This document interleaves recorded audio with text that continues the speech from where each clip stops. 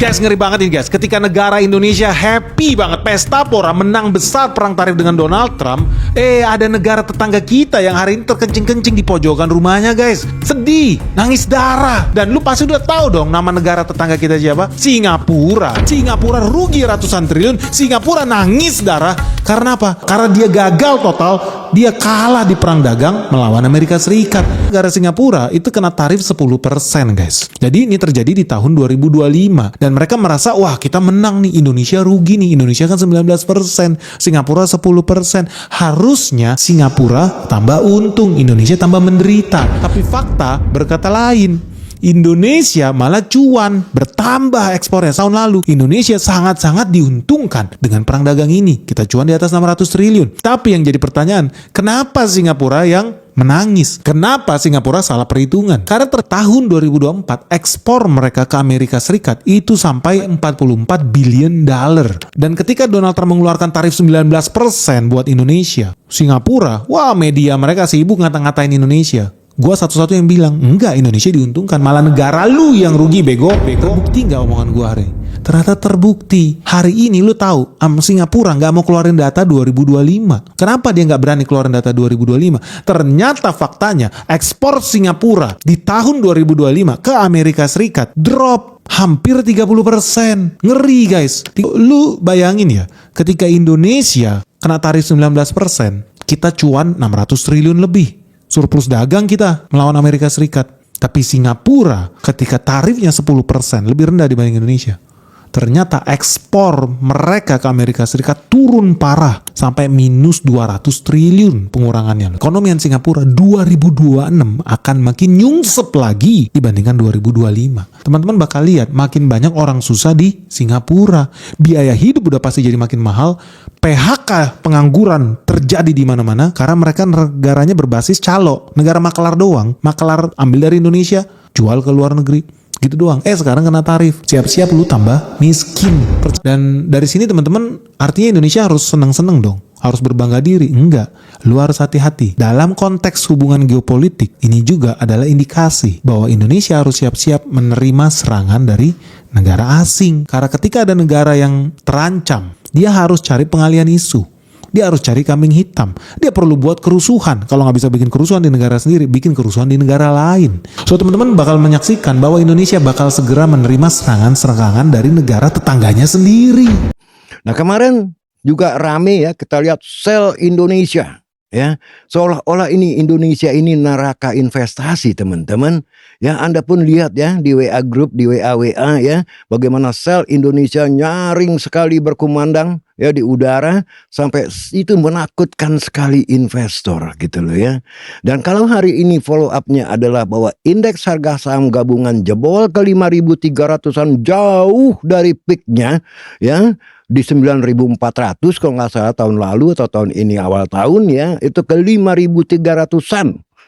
Coba bayangkan, begitu dahsyatnya badai ya yang menyerang pasar modal kita dan badai juga yang menyerang rupiah, ya kan? Sel Indonesia tadi itu juga disambut oleh beberapa investor seperti dana-dana pensiun di Belanda ya, di Jerman dan di Inggris. Itu yang kebetulan teman saya roadshow ke sana diundang oleh JP Morgan kalau nggak salah ya. Teman saya ini mengatakan bahwa dana-dana pensiun itu menganggap Indonesia non-investment grade. Ya, ini sangat mengerikan ya. Kalau sampai institutional investor kabur dari Indonesia, jangan harap dalam sekejap mereka akan balik lagi. Kalau kita tidak mendapatkan devisa berupa dolar, ini dolar bisa ngacir ke 22.000 ke 25.000.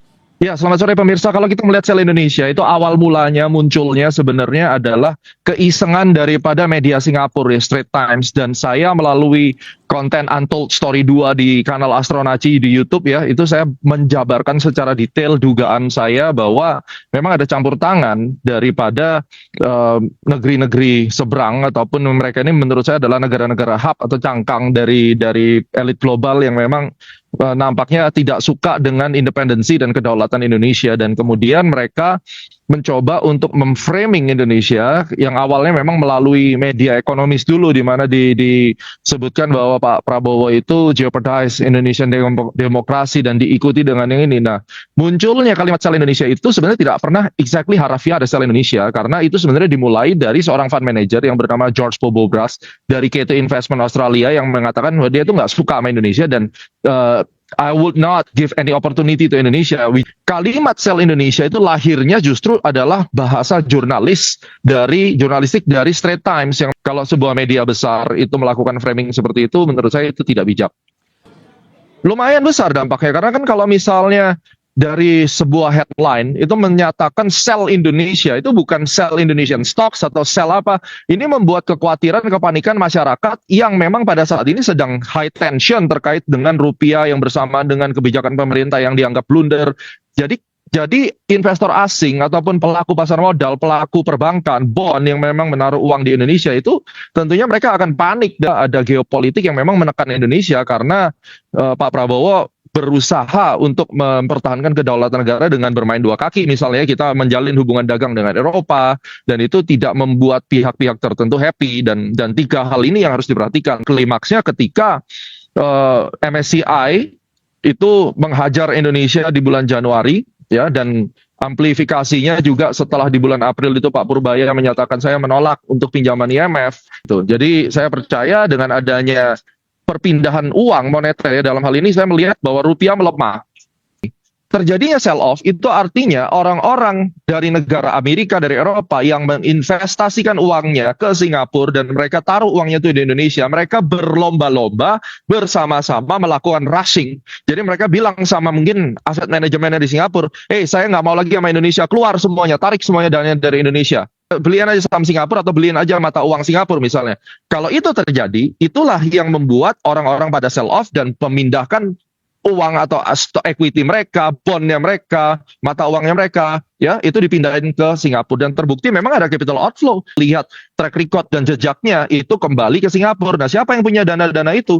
Kalau kita melihat missing link-nya, artinya yang tadi saya katakan bahwa Singapura adalah negara keempat untuk menjadi hub tempat investasi dari negara-negara barat, ya mereka yang memerintahkan sell-off, dikonfirmasi dengan statement daripada Keto Investment itu, ya, bahwa dia tidak mau di Indonesia. I would never give an opportunity, dan Singapura langsung sell Indonesia, bikin seperti itu. Nah, ini sudah perang persepsi, dan ini kalau dibiarkan dan pemerintah seperti yang tadi dikatakan Pak Burhanuddin, pemerintah tidak mengambil tindakan untuk memperbaiki internalnya, ya akan makin chaos. Jadi bagi saya ini ada tiga hal, internal problem, eksternal, dan geopolitik pressure.